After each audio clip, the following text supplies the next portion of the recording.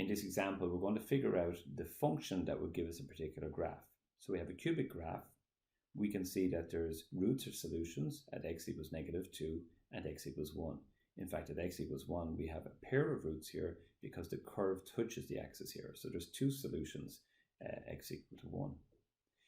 We could express the function as a multiple, let's call that multiple k, some multiple of the factors multiplied by each other, the product of the factors. So if we call this function f, we could say that f of x is k times, now we have a factor related to the root of -2, so that factor will be x plus 2, and we have a pair of factors related to the root x equals 1, so that will be x minus 1 times x minus 1. So these are our three factors. We also know, however, that the function contains the point 0, 4. So if we sub in 0 as the x value, the output of the function must be 4. It's easier to do this before I multiply out the factors. So I'm going to place in 0 instead of x and let the answer equal 4. We see what we get when we do this. We get that 2k equals 4. Therefore, k must be equal to 2. So 2 is the particular multiple I was looking for here, the multiple of the factors.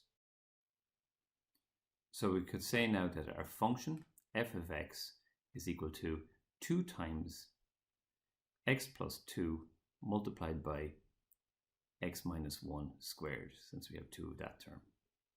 So now all we have to do is expand that. We could leave that as the answer, but we like to leave it in a standardized form where we'd expand this. So multiplying it out, doing the square part first, we know if we square a binomial, you square the first term, multiply the two things and double it, and square the second term.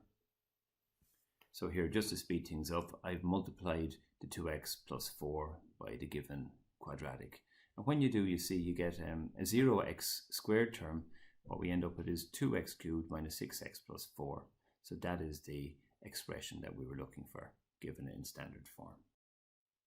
Again, the key learning here is that a function is a multiple of the product of its factors.